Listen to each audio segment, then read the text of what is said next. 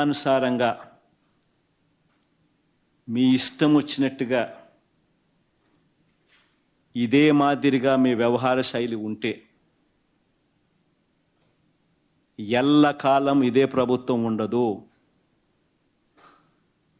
నేను మళ్ళీ చెప్తా ఉన్నాను, ప్రతి పోలీస్ ఆఫీసర్కి కూడా చెప్తా ఉన్నా, న్యాయాన్ని గౌరవించండి, ధర్మాన్ని కాపాడండి.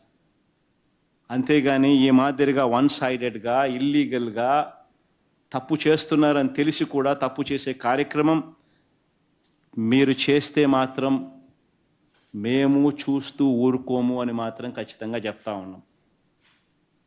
ప్రతి పోలీస్ ఆఫీసర్ మీద కూడా ప్రైవేట్ కంప్లైంట్స్ ఫైల్ చేస్తాం. ప్రతి పోలీస్ ఆఫీసర్ మీద ఎవరైతే తప్పులు చేస్తూ ఉన్నారో private complaints will be launched. ప్రతి బాధితుడు ప్రైవేట్ కంప్లైంట్ ఫైల్ చేస్తారు. వాళ్ళ తరపున అవసరమైతే లీగల్ ఎయిడ్ అఫీషియల్గా వైఎస్ఆర్సీపీ దగ్గరుండి ఇచ్చి కూడా సపోర్ట్ చేస్తుంది. అదొకటే కాదు, ఎల్లకాలం వీళ్ళ ప్రభుత్వం ఉండదు. గిమిలి అని అంటున్నారు, అధికారం కూడా తొందరగా కూడా పోవచ్చు, లేకపోయినా ఉండేది ఇక 4 ఏళ్ళే. దాని తర్వాత మళ్ళీ మా ప్రభుత్వం వస్తుంది. మీరు చేసిన ఇల్లీగల్ యాక్టివిటీస్ని దగ్గరుండి బయటకు తీస్తాం. ఏదో రిటైర్డ్ అయిపోయి వెళ్ళిపోతారు అనుకుంటున్నారేమో, రిటైర్డ్ అయిపోయినా పిలిపిస్తాం. లేకపోతే తిరుపతిలో ఆయన సుబ్బరాయుడు ఉన్నాడు, చంద్రబాబు నాయుడు తెలంగాణ నుంచి తెచ్చుకున్నాడు డెప్యుటేషన్ మీద.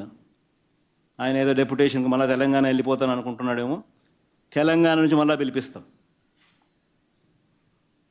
7 సముద్రాల అవతలున్నా కూడా పిలిపిస్తాం. ప్రతి పోలీస్ ఆఫీసర్కు చెప్తా ఉన్నాం, చూస్తూ ఊరుకోం. చట్టం మీద చట్టం దగ్గర దోషులుగా నిలబెడతాం. విద్యా వ్యవస్థ మొత్తం రోడ్డు మీదకి ఎక్కింది. గవర్నమెంట్ బడులు నాశనం అయ్యాయి. ఇంగ్లీష్ మీడియం గాడి తెప్పింది. టోఫుల్ క్లాసులు మూసేసినారు. సిబిఎస్ఈ మూసేసే కార్యక్రమం. ఐబీ దాకా ప్రయాణం అనుకునేది సిబిఎస్ఈని కూడా మూసేసే కార్యక్రమం.